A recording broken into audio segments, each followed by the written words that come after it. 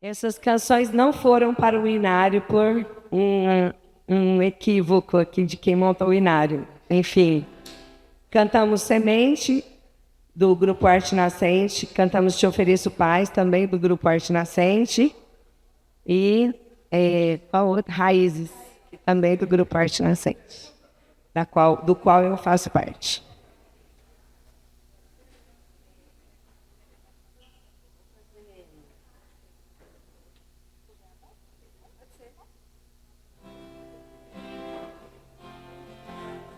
Tudo é Amor, do Grupo Arte Nascente.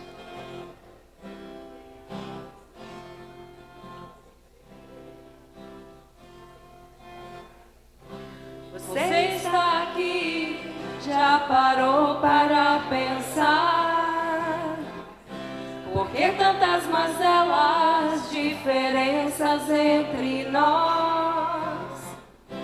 Se Deus é tão perfeito e sequer jamais errou, como tudo se explicar na justiça universal? Quero crer que colhemos o que plantamos nas eras sem fim. Que nascemos e vivemos sim, e morremos para renascer. Quero crer que a vida além continua sempre a existir,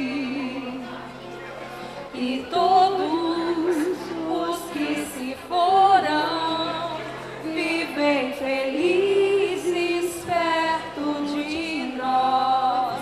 Tudo é amor, até mesmo a dor. Tudo faz crescer, moldar a nossa luz. Tudo é amor, até mesmo a dor. Tudo faz crescer, moldar a nossa luz. Amor, amor, amor, amor. Você está aqui, já parou para pensar? Por que tantas mazelas, diferenças entre nós? Se Deus é tão perfeito e sequer jamais errou, como tudo se explicar na justiça universal? Quero crer que colhemos o que plantamos nas eras sem fim. Que nascemos e vivemos sim, e morremos para renascer. Quero crer que a vida além continua sempre a existir, e todos os que se foram vivem felizes perto de nós. Tudo é amor, até mesmo a dor. Tudo faz crescer, moldar a nossa luz. Tudo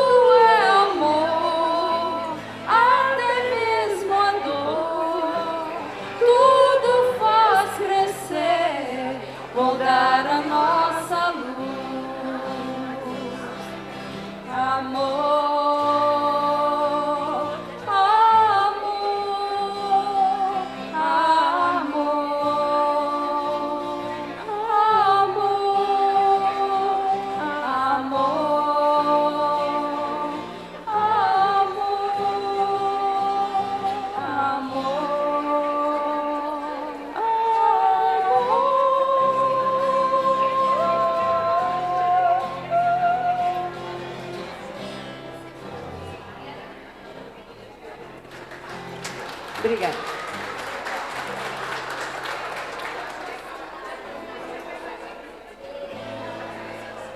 Vamos fazer agora Grata Vida, do Grupo Arte Nascente.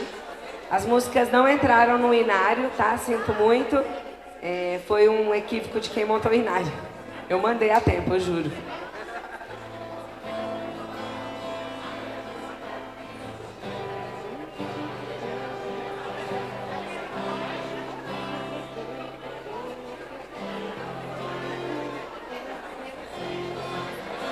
Grata vida que me faz crescer, com a linda amizade que me faz ver, que da mão que me sustenta em pé, nunca cobrou atos, somente fé.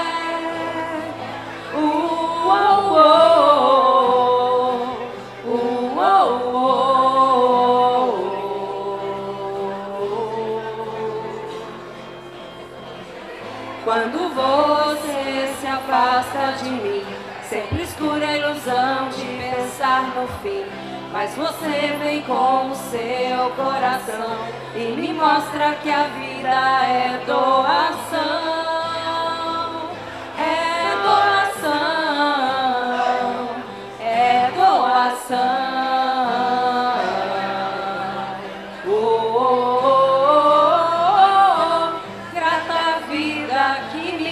Crescer com a linda amizade que me faz ver, que da mão que me sustenta em pé nunca cobrou atos, somente fé. Quando você se afasta de mim, sempre escuro a ilusão de pensar no fim. Mas você vem com seu coração e me mostra que a vida é doação.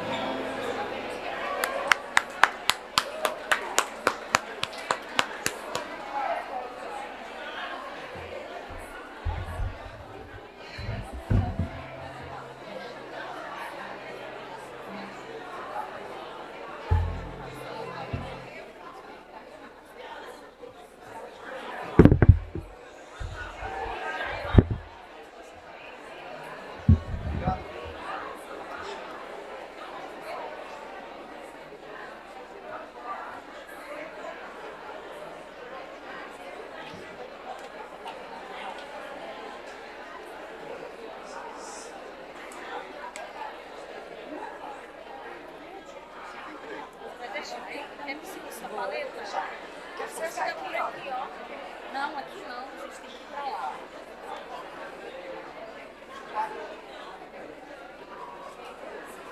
Vem pra cá.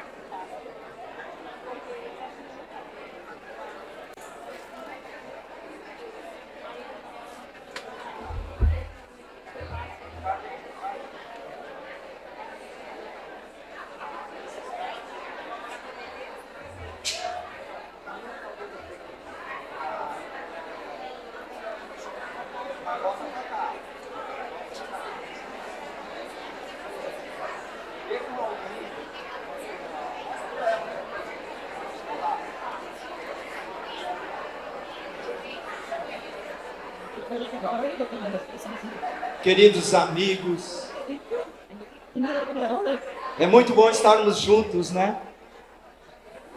Tantas federativas, tantos colegas de turma que se veem na telinha pelo Meet e tiveram a oportunidade de dar aquele abraço físico, olho no olho, como se diz, não é? Que coisa bem boa, que maravilha, esse encontro de almas, nessa extensão do oásis de Ismael. Queridos amigos, mais uma vez, nós agradecemos a cada um de vocês, porque sabemos dos esforços, das dificuldades para estarem aqui hoje. Muitas pessoas. Então, a nossa gratidão sincera a cada grupo, a cada turma, a cada pessoa que hoje puderam estar aqui conosco. Antes de darmos prosseguimento às nossas atividades, Marta Antunes nos dará um pequeno recado, tá bom? Amiga? Eu queria que levantasse e ficasse de pé aquela companheira do Rio de Janeiro, da SED, e a de São Paulo, que criaram. Gente, vocês não acreditam. Para mim o ano já valeu por essa notícia. Fica de pé, minhas amigas, de São Paulo. É você? E cadê a outra do Rio? Vem cá. Rio de Janeiro e São Paulo se uniram. E cadê a outra? Cadê a outra? Cadê a outra? A sua amiga, onde é que está? Essa nossa irmã, ela é surda. Então ela, com a outra amiga que é de São Paulo, do Rio, se uniram, vendo o Evangelho Rede Viva no YouTube, faz curso, criaram, viu, Daílson? Criaram o primeiro curso online do Evangelho Rede Viva em Libras.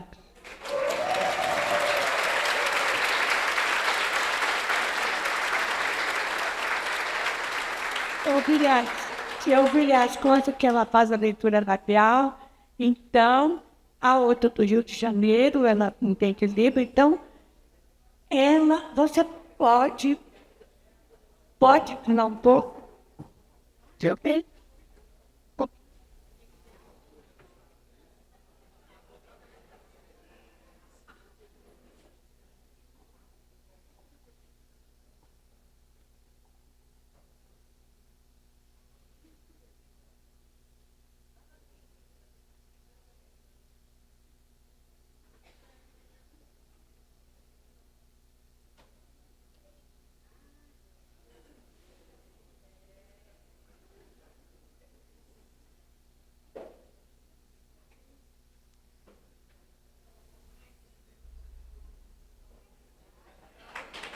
Agora eu vou traduzir então. Agora eu vou traduzir para vocês. Chegou.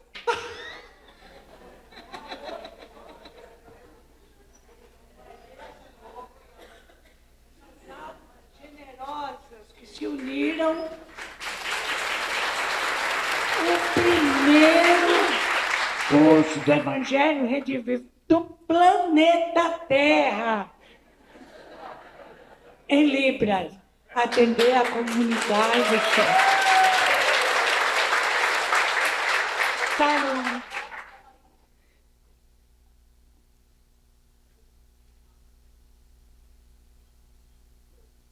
Então, eu gostaria de apresentar para vocês como foi esse trabalho com a comunidade surda no estudo do Evangelho Rede Viva. É um trabalho virtual. Ele foi um primeiro trabalho, pioneiro, e nós agradecemos demais ao grupo do SERJ que nos acolheu. O SERJ, né, o Conselho Espírita do Estado do Rio de Janeiro, acolheu a todos nós.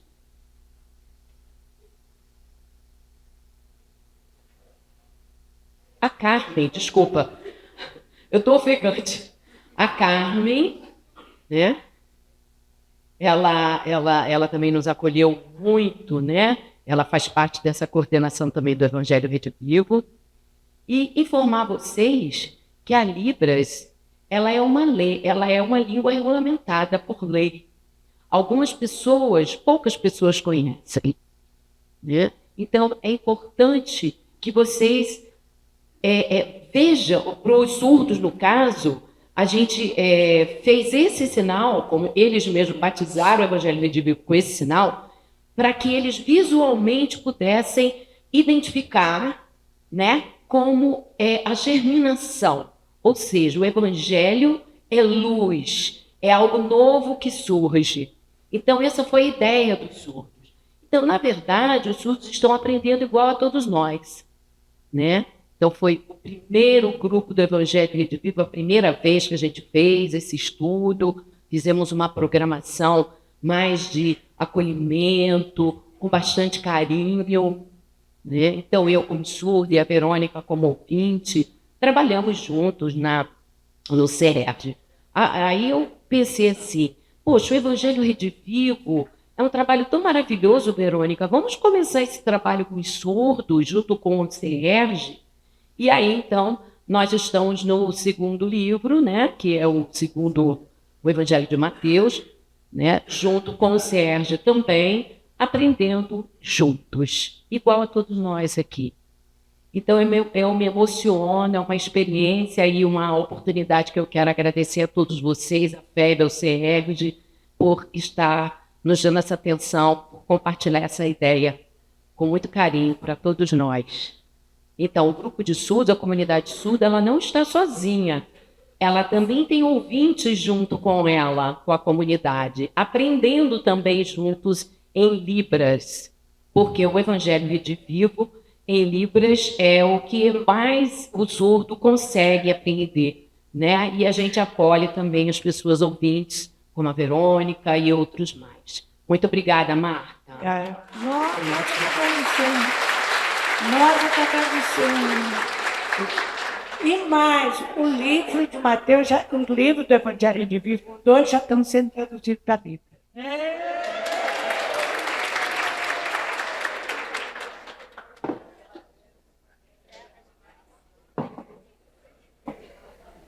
Então, queridos amigos, dando sequência às nossas atividades, hoje nós queríamos falar um pouco da atividade que temos ali, principal, Pedro Mianas. Pois bem, aqui está uma foto CFN de 2023, em que nós estávamos na oportunidade na FEB, por ocasião do CFN, e a Marta nos colocou assim, e ela deve lembrar muito bem, Daílson, monta uma equipe para prepararmos uma atividade pelo encontro do Evangelho Rede Vivo a âmbito nacional. Então, vamos organizar a equipe, você convide Marluce, Cecília, e assim ela foi, nós vamos nomear ali depois. Você não se esqueça, e assim ela ia pontuando. Nós formamos o grupo de trabalho para o Encontro Nacional do Evangelho Rede Vivo. Então nós apresentamos, aqui está a equipe, Carlos Campetti, Marcos Bragato, incorporou depois, mas o que tem somado, não é? Marcos Bragato, que tem nos ajudado, é impressionante. A Carmen Lúcia, do Rio de Janeiro, Sérgio, a Cecília, da União de Vitória da Conquista, o Daílson, FEB, a Elaine, da Federação Espírita de Santa Catarina, a Elzi Nascimento e a Elzi Taquita, da FEB também, Maria Amélia, que não está aqui conosco hoje, está em viagem internacional de atividade, a Marluce, a Socorro e a Rosângela, que incorporou há pouco tempo também, que tem somado, como vocês podem estar vendo, em todo o evento. Eu me lembro que a Socorro também, a Marta dizia assim, se não esqueça da Socorro, a Socorro é muito importante nesse trabalho. Pois bem, queridos amigos, e aí volta uma. Por essa ocasião, dessa foto, foi apresentado no sábado à noite, também dentro da programação do CFN, aos presidentes das federativas para um encontro presencial. Mas aí veio a pandemia. E no retorno, nós fizemos um encontro, primeiro encontro nacional do Evangelho Rede Vivo, virtual. E chegamos a conversar com a Marta, com o Carlos, e nós precisamos manter isso que foi acordado com os presidentes das federativas nesse CFN para o encontro presencial. Então, nós fizemos uma outra programação para que hoje, então, pela efetivação desse encontro presencial, nós pudéssemos apresentar essa proposta, esse roteiro.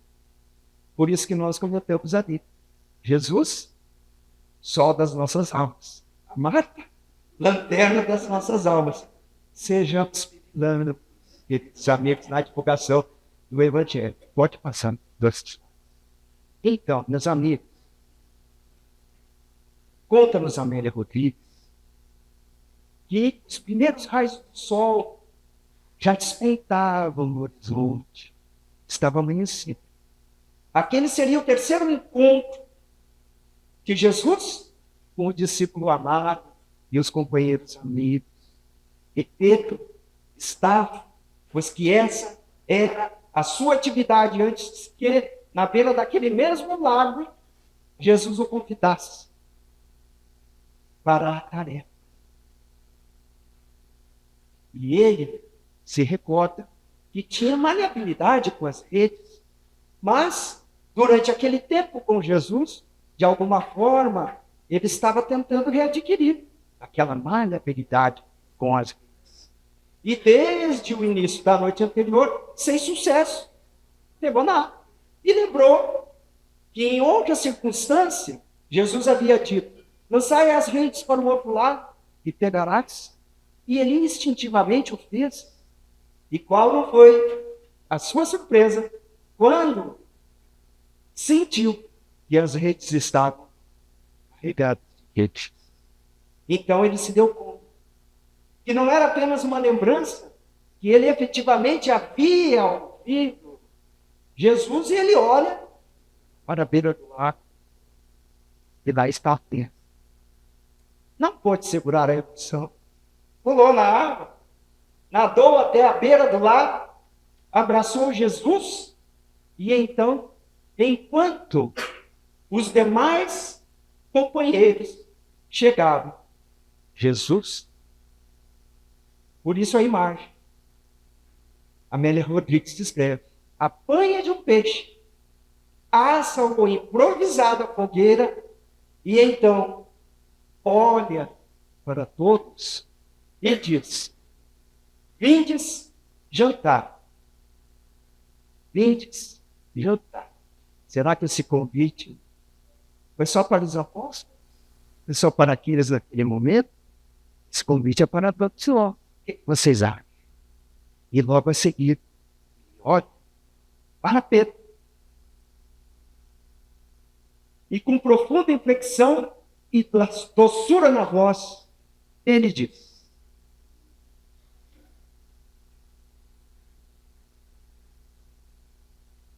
Simão, filho de Jonas, ama-se. Nós estamos falando sobre isso o encontro inteiro. Mas vocês já pensaram na energia desse momento? Desse chamado ao compromisso?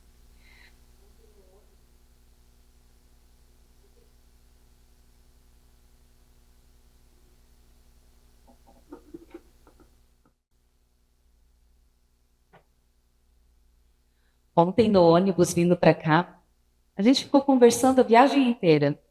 E quando as pessoas me falavam: Nani, Nani, estava tranquilo, a gente estava conversando. De repente era Elaine, eu prestava mais atenção. Ainda mais porque nós éramos 3 Elaines naquele ônibus. Incrível, né?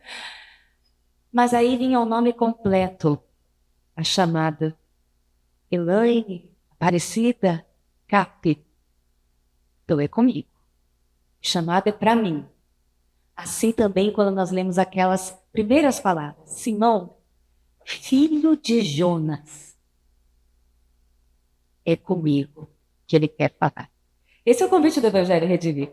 É comigo que ele está falando. Vocês vão lembrar que Jesus, ele dava nome aos seus discípulos, né? Quando a gente lê lá em Marcos 3, a gente vai ver que ele nomeia Tiago e João como filhos do trovão, lembra? E Simão como Pedro. É um nome dado por Jesus. Pedra, rocha, natureza do indivíduo, natureza da tarefa, para as nossas reflexões. Mas aqui não, aqui ele chama o homem amando a consciência do dever espiritual. Mas Jesus, como te amo. Então ele diz: apacenta as minhas ovelhas. E quando a gente procura entender o verbo apacentar, que a gente vai entender que é alimentar, cuidar, tratar, nós lembramos que Jesus é o pastor. Nós somos as ovelhas. Então, de ovelhinha para ovelhinha. Esse chamado é para que, mesmo necessitados, nós possamos estender as mãos. Que mesmo precisando nos alimentar, a gente faça isso coletivamente. Que a gente compartilhe. Por isso que ele diz: os meus discípulos serão conhecidos por muitos se amarem. Mas ele não faz esse chamado só uma vez.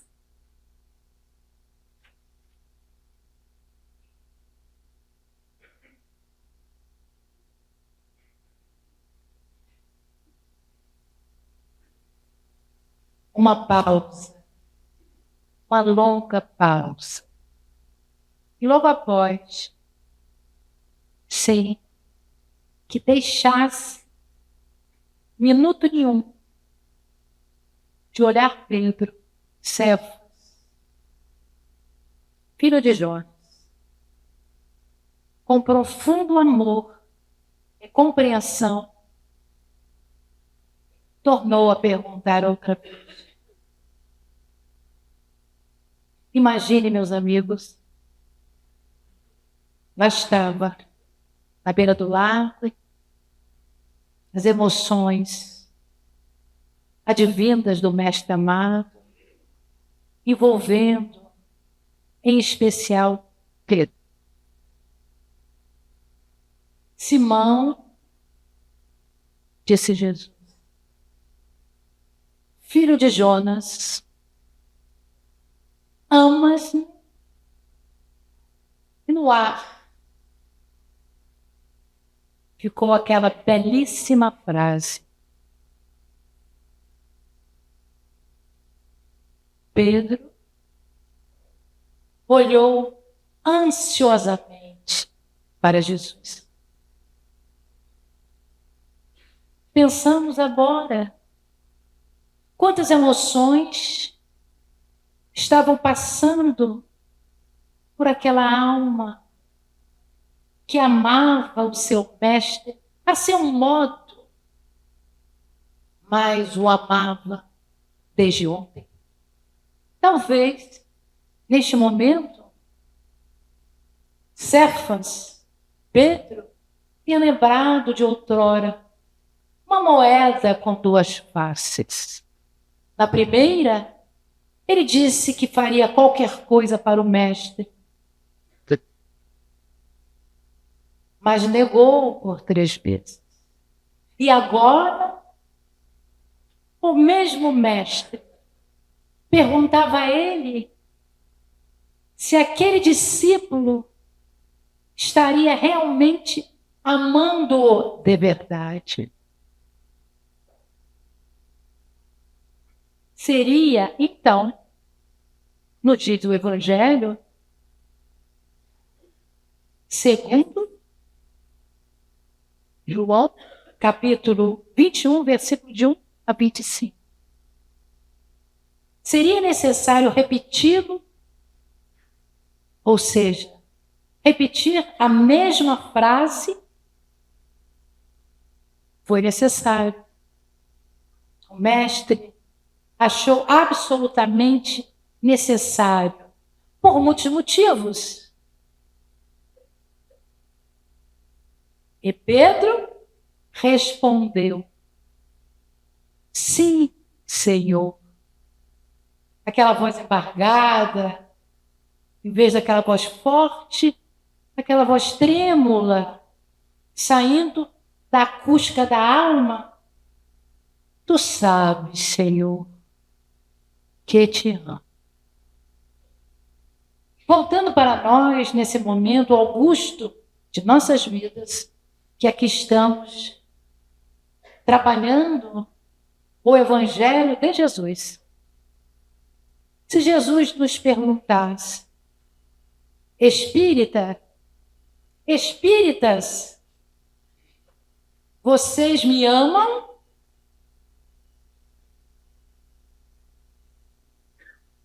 E o mestre falou para Pedro: apacenta minhas ovelhas. E Pedro, outrora, dissera: não sei fazê-lo.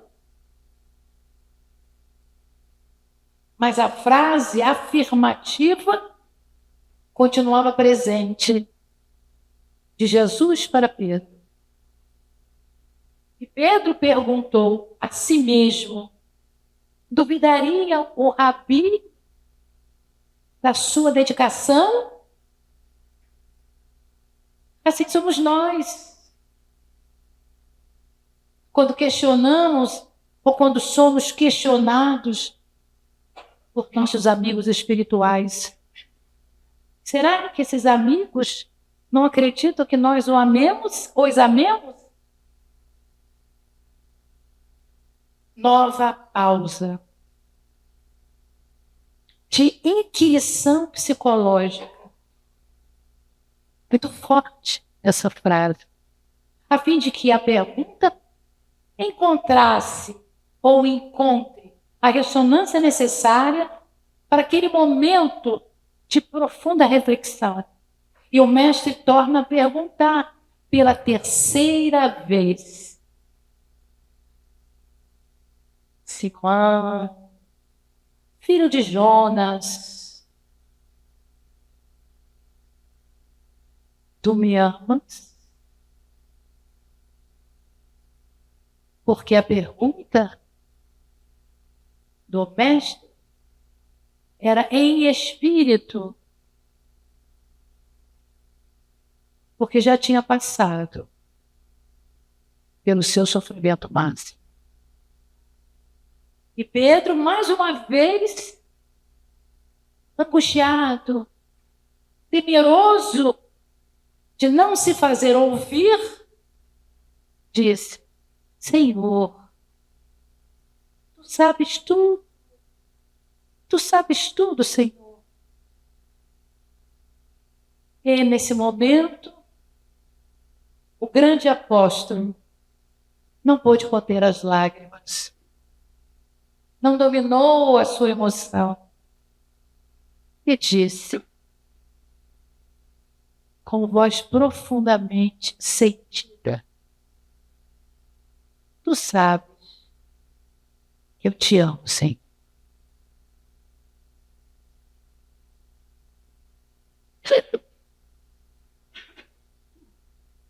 Sim, 3 vezes o mestre o inquirira. 3 vezes o apontaram antes. Não és também um dos discípulos deste homem? Não sou. Nunca ouvi. Logo após, quando as labaredas clarearam o seu rosto e lhe disseram, identificando: não és também um de seus discípulos? Não sou. Nunca ouvi. Ó céus, estava louco, pensou Pedro. Como poderia negar o rabi? Que força dominava sua fraqueza? Outro servo do sumo sacerdote o inquiriu: não te vi no horto com ele? Não és amigo dele? Não sou. Nunca o vi. Sim. 3 vezes negou Jesus. Informa o Evangelho que naquela hora da prisão, Simão Pedro seguia o mestre de longe. E nós podemos afirmar que seguimos o mestre de perto? Que lhe devotamos fidelidade? Que nunca sucumbimos ante as adversidades de nossa vida? Quantas vezes, ainda hoje, negamos o mestre? Negamos o mestre quando ofendemos e não pedimos perdão. Negamos Jesus quando não acolhemos o outro em sua dor. Quando não oferecemos um ombro amigo. Quando deixamos de enxugar uma lágrima. Negamos o mestre quando negamos um sorriso, uma prece, um consolo. Quando a mágoa a indiferença, o desamor se instala em nosso coração e aí faz morada. Negamos Jesus na competição velada, na vaidade doutrinária, na dificuldade de aceitar críticas. Negamos o Mestre quando o orgulho espiritual nos impede de trabalhar para o seu evangelho redivivo. Negamos o Senhor quando nos falta a simplicidade de coração, a escutatória do irmão, o serviço por gratidão. Muitos de nós continuamos caindo nos deslizes da vida por acompanharmos o Cristo à distância, receosos de cobranças de nossa própria consciência, pois no íntimo já sabemos que estamos negando o Senhor. Em nossa fragilidade humana e nossa invigilância, o desvario, muitas vezes, nos empurra para longe do Mestre, como esclarece Emmanuel. Ele diz, a cada passo, encontrarás os que te pedem amparo, os que te rogam alívio, os que te suplicam consolo, os que esperam entendimento. Não te faltarão, contudo, igualmente, os que te desafiam a calma, os que te zombem os ideais, os que te complicam as horas, os que te criam dificuldades, os que te ferem o coração. E nesses momentos, não raro, esquecemos Jesus, negando o seu exemplo, deixando-nos guiar, não por ele, mas pela nossa insensatez. E continua Amélia narrando, fora demais a sua dor. Agora que cantara o galo, cronometrando a sua perfídia. Ele mesmo dissera antes, por ti darei minha vida. Negar-me-á 3 vezes, Pedro, antes que cante o galo. Inesquecível fora a modulação de sua voz, e caída 3 vezes, embora o amasse. Subitamente Pedro compreendeu tudo quanto antes não entendera. E na mente desfilaram os anos de convívio com o Mestre, um curso que ele viera ministrar-lhe. Sim, amigos, Jesus conhecia a fragilidade de Pedro naquele momento, como conhece a nossa. Sabia que ao longo dos séculos o negaríamos, o esqueceríamos, deturparíamos os seus ensinamentos. Sabia Jesus, como diz Albino Teixeira na oração do servo infiel, imperfeito. Eu também trago comigo a dureza da pedra, a vivência do fogo, a agressividade da lâmina e a enfermidade do charco. Mas com a tua bênção de amor, posso desfrutar do privilégio de cooperar na construção do teu reino. Para isso, porém, Senhor, concede-me a felicidade de trabalhar e ensina-me a receber o dom de servir. Assim, Jesus apostou em nós, enviando um outro Consolador, e acreditou que voltaríamos ao palco terrestre para nunca mais o negar. E cá estamos, atendendo ao seu convite de amor. Filhos, filhas, vem trabalhar hoje na minha vinha. Vem trabalhar hoje na minha vinha.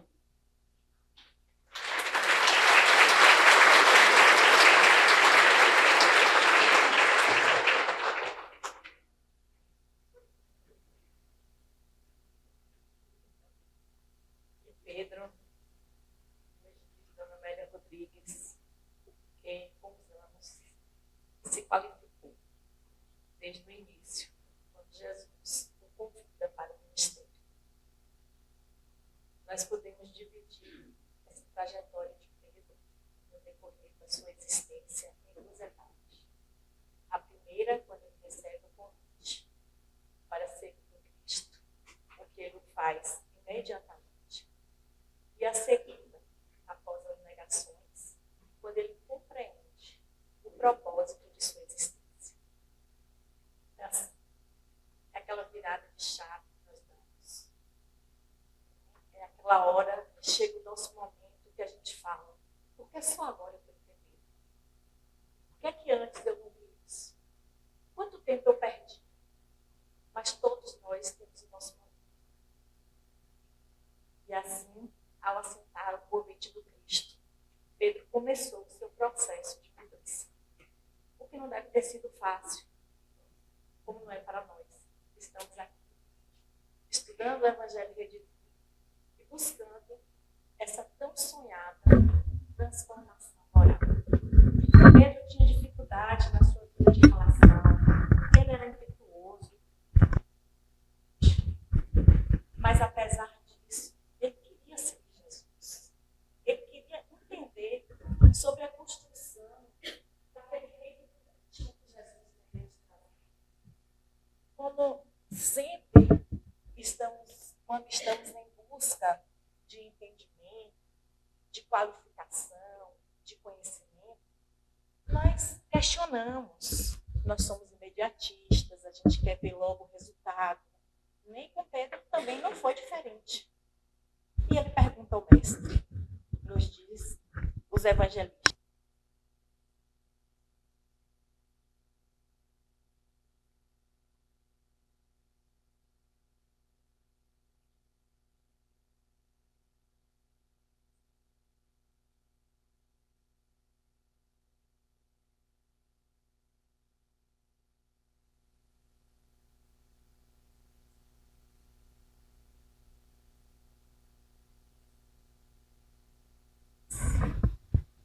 Mas o tempo passou e o convívio com o mestre, ele ouvindo as suas preleções, acompanhando, ele vai solicitar o mestre, continua Dona Amélia.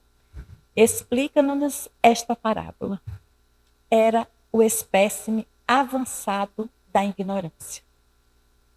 Então, na cooperação direta com Cristo, o acompanhando em inúmeras viagens, passando fome, sofrendo incompreensões farisaicas, todas as dificuldades que nós possamos imaginar, Pedro começa a despertar para o conhecimento da mensagem do Cristo, pedindo esclarecimentos sobre os ensinos. Todos nós, quando iniciamos os estudos do Evangelho Redivivo, e a cada estudo que passa, a gente quer mais conhecer. A gente vai no contexto, a gente busca o Antigo Testamento e nós vamos nesse conhecimento. Mas a gente está estudando o Evangelho Redivivo apenas para adquirir esse conhecimento, para alimentar o nosso intelecto? Ou nós estamos querendo já ou contribuindo com a obra do Cristo? Porque Pedro foi aprendendo, mas foi cooperando. Então é aquele aprender servindo. E Pedro não se contenta apenas com esse conhecimento. E ele começa a meditar. E quando já no patamar mais avançado, ele faz um pedido a Jesus em que é atendido toda a humanidade, até os dias atuais.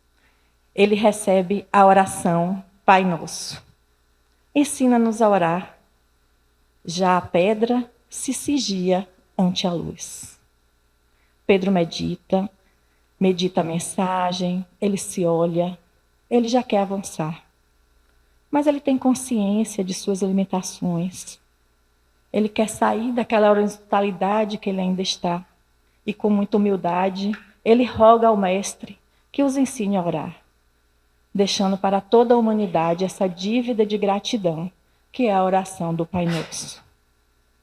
Nós já temos consciência da necessidade da oração? Ou nós já nos achamos autossuficientes? Mas avançando, Pedro agora sentia a sabedoria de Jesus a iluminá-lo, diferenciando o trivial do sublime, o trágico do que é superficial. E quando Jesus o pergunta: Simão, filho de Jonas, tu me amas? Rimbombava na sua mente: sim, tu sabes que eu te amo. E Pedro, após passar pelos processos naturais de dor, de culpa e de arrependimento, na luta consigo mesmo, naquela fase em que a gente cai e levanta, que a gente se enfrenta, que a gente enfrenta os outros, Pedro se qualifica e se soergue. Aparece aquele Pedro autoiluminado, aquele Pedro que conquistou a maturidade espiritual, demonstrando que o amor é a terapia por excelência. E aí ele sente a mensagem do Cristo, entendendo que o trabalho de erguer e apacentar os demais, bem como atender aos caídos, era muito maior do que ele mesmo, exigindo dele um olhar muito profundo e transformador sobre si mesmo. E, finalmente, nós vemos esse Pedro, que nós estamos a estudar, autoiluminado, vivenciando o que aprendeu. Um Pedro que, ao encontrar Jesus, se transformou. Mudou não apenas seus pensamentos e atos, mas ele exigiu de si mesmo para aprender que, ao propósito apresentado pelo Mestre, Pedro, e sobre esta pedra edificarei a minha igreja. Apacenta minhas ovelhas. Sim, tu sabes que te amo.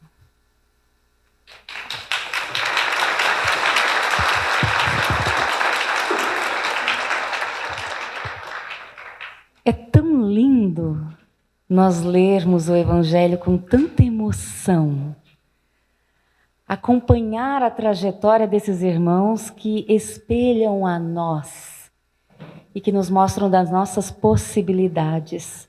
Por isso o grande convite de hoje é a pergunta: e nós, espíritas, estamos nos qualificando? Ouvimos desde amanhã, pelo menos no nosso grupo, mas tenho certeza que nos demais, que é simples decorar versículos. Vou contar, para mim não é. Memória não funciona tão bem assim.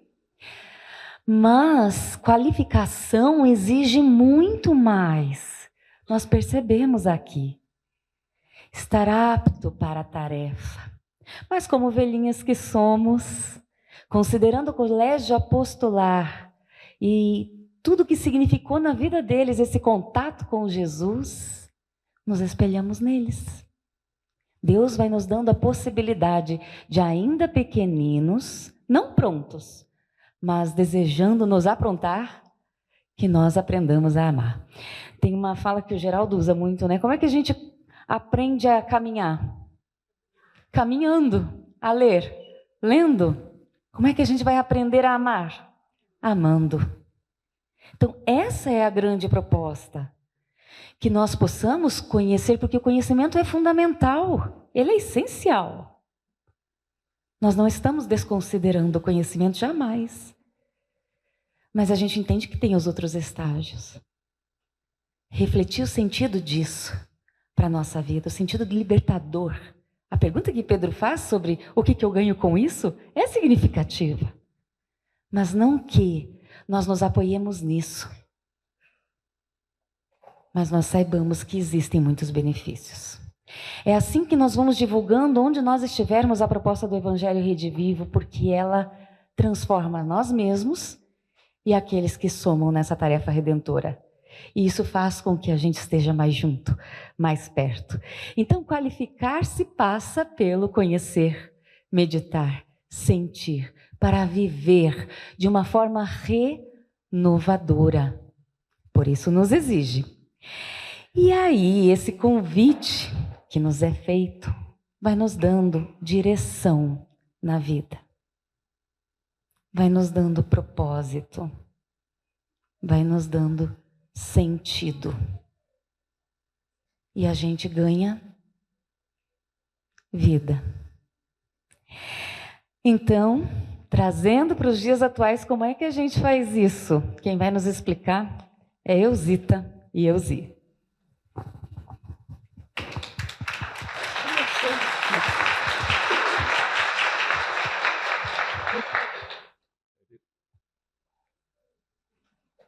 amigos queridos. Ouvimos, vimos, sentimos performances notáveis deste grupo que fez esta apresentação. Mas agora é o momento de você chegar naquele lugar à parte, você com você. E você vai se perguntar, lembrando, espírita, amas-me? Espírita. Falamos de espírita cristão, conforme Kardec nos ensinou. Nós temos conhecimento, sabemos dos princípios espíritas. Nós temos objetivo, mas não basta ter objetivo, é preciso cumprir com os objetivos. E nós temos que atender esse objetivo. Qual é o objetivo do espírita cristão? É corrigir suas imperfeições. Então, quero que cada um se sinta incomodado. Porque é maravilhoso quando a gente se sente incomodado com uma fala. Quando não sente incômodo na fala, pergunta assim, como é que foi lá o encontro? Foi bom. O que aconteceu? Não sei não, muita coisa boa. Mas não me lembro. Não é isso que nós queremos. Eu agora quero incomodá-los. Para vocês saírem daqui grilados. Pode ser? Então, me respondam. Vocês têm conhecimento já dos princípios da doutrina, do que compete a cada um de nós fazer? Tem. Tem. Vocês têm objetivo? Tem. Não basta ter objetivo. Você tem que cumprir seu objetivo. E como é que você cumpre seu objetivo? Dá uma ideia. O que é cumprir objetivo? Agora mesmo você falou para você mesmo, agora fala para todo mundo. Cumprir os objetivos, eu acho que é a gente trabalhar as nossas imperfeições. Isso mesmo, gente. E para encerrar, eu vou ler aqui algo para nós sairmos daqui incomodados. Pode ser? Então vamos lá. Reconhece-se o verdadeiro espírita pela sua transformação moral e pelos esforços que emprega para domar suas inclinações. Tem mais um. Verdadeiro espírita não é o que chegou ao objetivo, mas aquele que quer seriamente atingi-lo. Último. Quaisquer que sejam seus antecedentes, é bom espírita desde que reconheça suas imperfeições. Obrigada.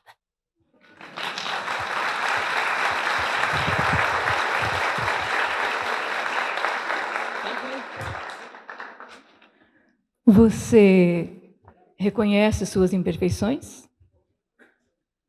De 1 a 10, quais são as 3 primeiras? De 10 a 0, qual a que você já domou? E olha bem que a palavra é doma. O que é doma? É segurar, é dominar, é mostrar quem manda. Então, quem é que manda em você? Estamos como Pedro? No mesmo conflito? Na mesma reação psicológica de negação? De menor valia? E depois entramos em crise, em arrependimento? A pergunta é: conseguiremos reagir como Pedro? Conseguiremos levantar sobre nós mesmos e dar aquela virada de chave que foi colocada aqui? Para que a nossa vida realmente seja a vida de um espírita cristão? E cá entre nós, espírita é o teu nome? O que este nome significa para você? Como é que você se posiciona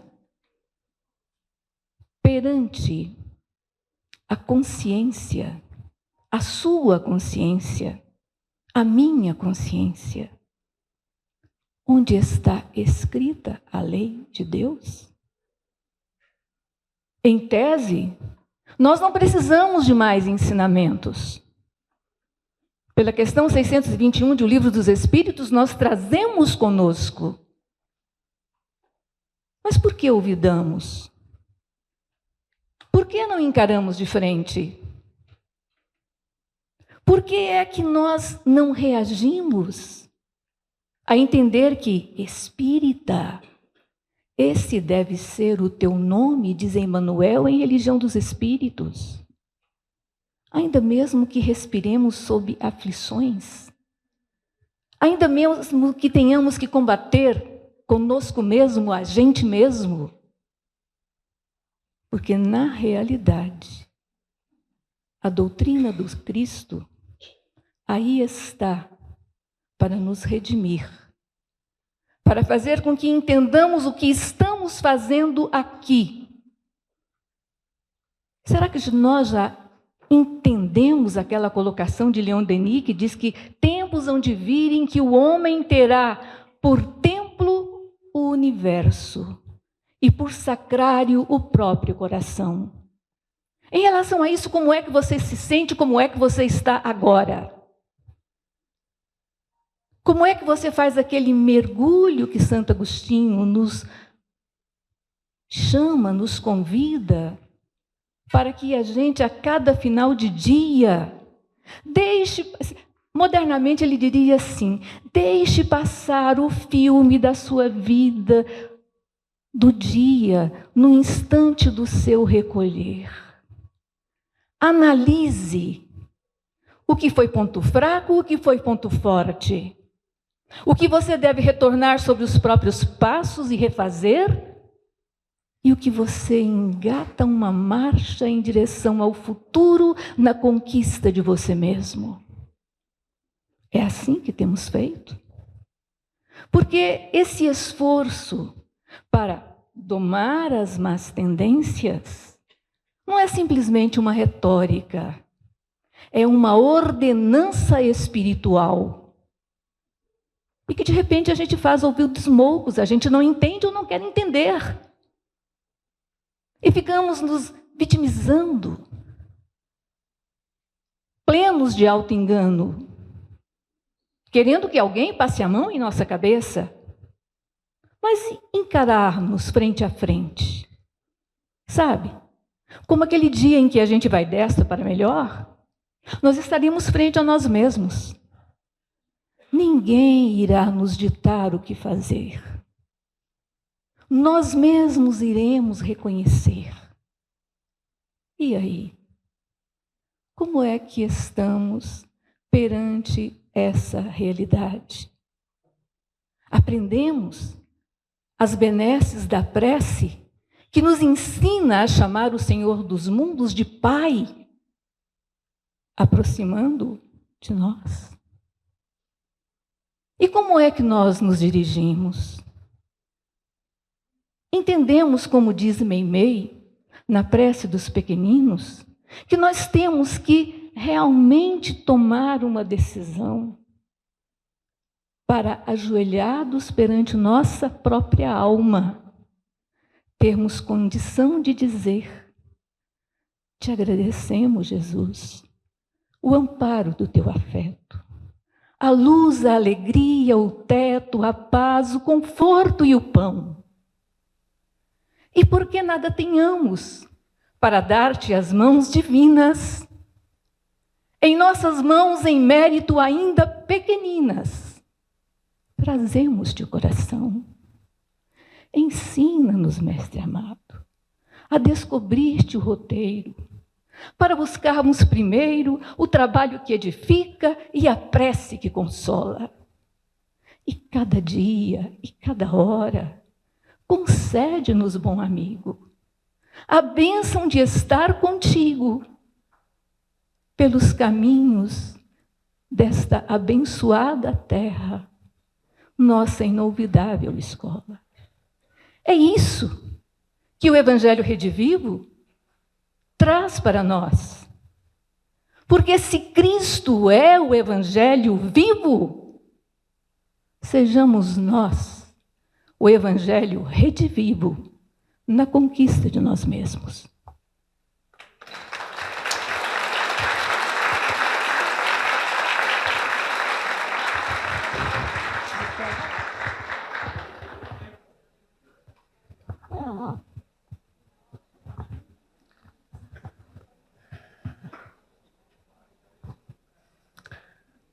Vamos lá, seguindo. Mas ficais atentos. Tendes compromisso com Jesus. Não é a primeira vez que vos comprometestes, enganando-vos. Palavras de Bezerra de Menezes. Por Divaldo, né, na psicografia de Divaldo Pereira Franco. Todos nós, meus irmãos, estamos aqui porque nos comprometemos. Não nos iludamos mais. Nós já estamos nas primeiras horas do mundo de regeneração. Há uma mensagem na Revista Espírita de fevereiro de 1868. O Espírito que se manifesta assina como o Espírito da Fé.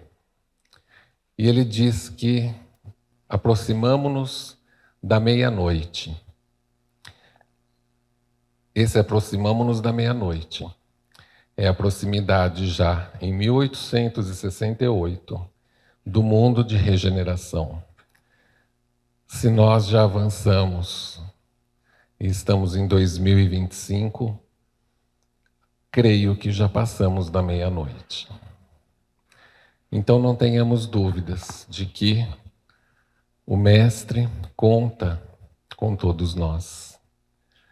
Não mais o receber, e sim atuante, a princípio na casa espírita que nos acolhe, em seguida nos envolvendo na tarefa, com o conhecimento de causa, como ferramenta de implantação da nova era. Ferramenta de implantação da nova era. Passando a ter responsabilidade perante este compromisso, realizando-as com pontualidade, assiduidade, atitudes essas que formais, porém aliada às questões de ordem moral, estaremos respondendo a Jesus. Sim, Mestre, tu sabes bem o quanto te amamos. Nós vamos encontrar em Emmanuel, também em Religião dos Espíritos, como trouxe a Elzita, uma lição chamada O Obreiro do Senhor. E ali Emmanuel nos diz assim: o obreiro do Senhor, onde surja, é conhecido por traços essenciais. Não cogita do próprio interesse. Não exige cooperação para fazer o bem. Não cria problemas. Hoje utilizamos essa frase no nosso grupo lá da Caridade. É uma frase que minha mãe sempre diz, sempre nos ensinou, que quem ama não cria problemas. E ele continua: não suspeita mal, não cobra tributos de gratidão, não arma ciladas, não converte o serviço em fardo insuportável nos ombros dos companheiros. Não transforma a verdade em lâmina de fogo no peito dos semelhantes. Não reclama santidade nos outros para ser útil. Não promove o exame das consciências alheias. Não se cansa de auxiliar. A mensagem continua, mas acho que já temos aqui um bom material, não é? Porque o obreiro do Senhor é esse que não cumpre simplesmente com o seu dever. É aquele que vai além, aquele que dá um passo a mais. Como ensinou Jesus, se te pedires para dar 1000 passos, dê mais 1000. Nos ensinando a abnegação há 2000 anos. E muitas vezes nós falamos ou ouvimos na casa espírita, eu já fiz a minha parte. Mas nós sempre podemos fazer um pouco mais e, sobretudo, com mais qualidade. Fazermos com mais amor, fazermos com mais compreensão diante das dificuldades dos nossos irmãos. Então, que nós tenhamos consciência da nossa responsabilidade e da importância do olhar compassivo que devemos ter para com todos aqueles que ombreiam conosco na casa espírita. Nós temos também, lá no Evangelho segundo o Espiritismo, não é? Uma mensagem de Constantino, o Espírito Protetor. Mas antes de ler, eu vou perguntar aqui para todos nós, inclusive para mim. Nós já somos bons espíritas? O que vocês acham? Oi? Diga aí. Já somos? Sem resposta. Ainda não.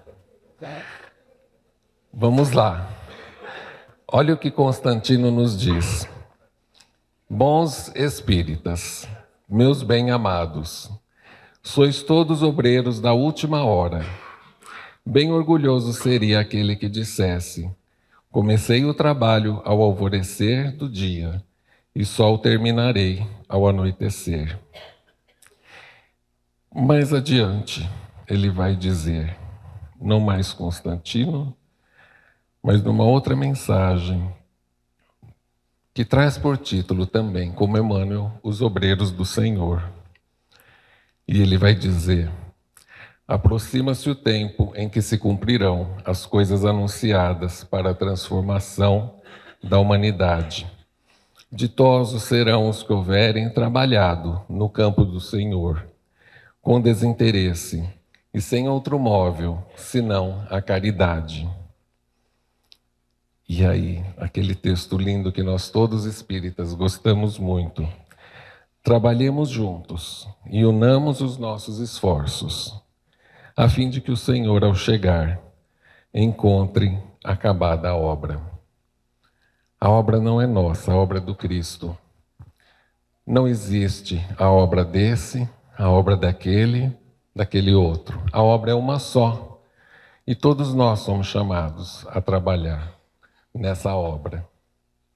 Então, que nós deixemos de lado qualquer vaidade, qualquer interesse pessoal, porque todos nós estamos trabalhando juntos e devemos nos unir cada vez mais para que a implantação da obra do Cristo se faça, em definitivo, aonde?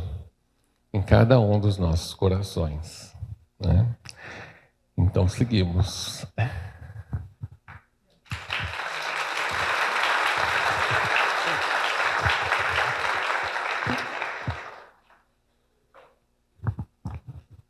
E continuamos a nos perguntar: amamos de fato, como Pedro respondeu? E nós espíritas, dirigentes de casas espíritas, das instituições espíritas de um modo geral? A nossa qualificação começa no centro espírita, mas o nosso trabalho é no mundo. E será que continuamos fazendo aquilo que estamos aprendendo? Como tem sido o nosso viver espírita na instituição espírita? Como temos representado esse amor que estamos admitindo sentir? Se a nossa qualificação começa na casa espírita, como expandi-la? Já que o campo de trabalho é o mundo. se o nosso esforço moral passa pelo desenvolvimento da fraternidade entre os irmãos, e se estamos voltados apenas para a nossa casa, nossa instituição, ou para a nossa atividade na casa, como eu costumo dizer, botou a enxada no ombro e foi dar um dia de serviço, apenas, sem nos preocuparmos com o que acontece nas demais atividades da casa, e nem nos demais dias, e nem com os outros trabalhadores. Se tudo isso faz parte do processo de unificação, como estamos realizando esta unificação? Kardec, em Obras Póstumas, nos lembra que a expansão do movimento de unificação se dará quando os espíritas do mundo tiverem princípios comuns que ligarão de fato a grande família pelo laço de fraternidade. Qual o valor dos nós, dos laços de fraternidade das nossas casas espíritas? Como estamos ajudando outras casas, outras instituições? A aplicação pode ser diferente da fraternidade. Pode variar segundo cada região, mas não pode abalar a unidade fundamental, que é a união. Já estamos unificados, como queria Kardec? Estamos saindo da nossa instituição para colaborar com outras instituições com o mesmo sentimento e sentido de fraternidade? Estamos saindo da nossa zona de conforto para desbravarmos as matas densas do preconceito, ajudando a criar novos pontos de luz no interior do Estado, na zona rural, nos lugares mais distantes, saindo de um modelo comum do espírita de gabinete? Estamos promovendo reuniões nas nossas casas espíritas, tentando minimizar as divergências tão comuns do nosso tempo, com muita fraternidade? André Luiz, em Conduta Espírita, nos conclama a apagar as discussões estéreis tão a gosto nas nossas casas, que muitas vezes criam embaraços e prejudicam a fraternidade, pois somente ela pode fundir todas as divergências, recusando a lisonja, o personalismo, o pessimismo, o desânimo, a preguiça, as ausências ao trabalho. Em 2007, Bezerra de Menezes, numa mensagem intitulada O Médio Dia da Nova Era, diz que já estamos nela, que aquela programação, esta programação, verteu do alto. E estamos vivendo os grandes desafios do caminhar desta nova era. Como? Até onde nós já mudamos? Quanto vale a nossa mudança? O que há de novo em nós, do reino de Deus que precisa ser construído no íntimo de cada um? Emmanuel já nos convidava. Edifica o teu reino dentro de ti mesmo, se queres colaborar com a edificação do reino de Deus no mundo. E se a afirmação é sim, continuamos a repetir as palavras de Pedro. Sim, mestre. No trabalho, no serviço, na unificação, nós te amamos. Que brademos de toda a força do nosso coração. Velemos por nossas tarefas unificadoras, para que a nossa voz, com ação, ressoe nos 4 cantos do mundo. União e unificação.